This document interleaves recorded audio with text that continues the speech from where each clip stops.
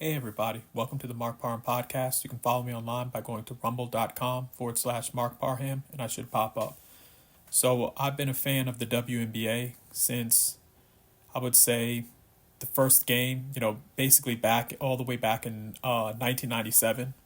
I've been looking at a lot of, different WNBA games, Lisa Leslie, Diana Taurasi, just all of the legends over the years, Sue Bird.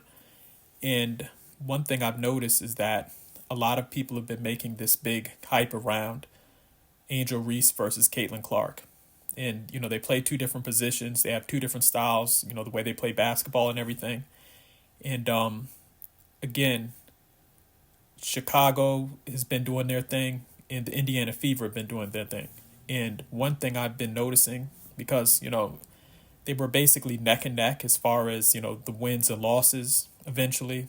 Things started to get a little bit even, but now the Indiana Fever have been, winning game after game, and they're winning against some teams that, are pretty decent teams. And with Chicago, they're starting to lose. Some of the games have been as close as like 2 points, but it's still a loss. And so I think right now, Caitlin Clark is the rookie of the year. And also, if you really want to be honest, if it wasn't for, some other WNBA players that are doing very well, you could almost say she could be the MVP right now. But I mean, again, there's other players that are helping their team win and doing great things. So I wouldn't necessarily say she's a lock for or definite, lock for the WNBA. I mean, for the MVP. But as far as the rookie of the year, I think right now she's playing much better basketball than Angel Reese. She's scoring. She's, adjusted to the game. I remember when she first was playing how difficult it was for her to adjust. And now, she's adjusted to the league and she's almost scoring like over 20 points a game. And again, I think that Caitlin Clark is the rookie of the year. I think she's taking the WNBA to new levels. And also, one thing I've noticed about all of the games she plays in, the games she plays in, it's record attendance.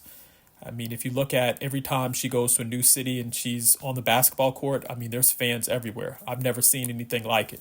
And so, she's bringing new eyeballs to the WNBA. She's bringing a lot of new investment to the WNBA, new money, new fans. And so I think the WNBA right now is in a good place with someone like Caitlin Clark sort of, being out in the forefront and being a huge star in the game.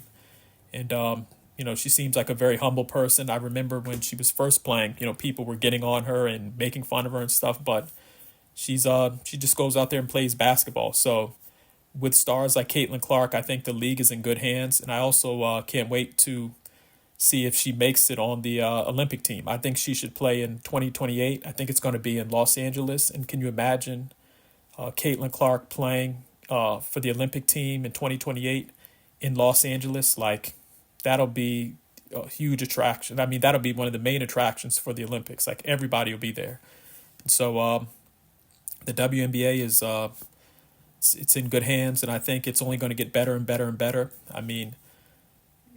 Now the players that are coming out of college are very talented. They're quick. They have skills that some of the players from the previous decades didn't even have. So it's going to be very interesting to see, how the WNBA is going to evolve. And I think it's on an upswing, and it's only going to get better from here. So in the comment section, let me know how you feel. But I think that Caitlin Clark is the WNBA Rookie of the Year for right now. I don't see any way that Angel Reese could win that award, especially, since the Chicago Sky have been losing, a few games here and there. So again, in my opinion, Caitlin Clark is the Rookie of the Year. But let me know how you feel in the comment section. Thank you.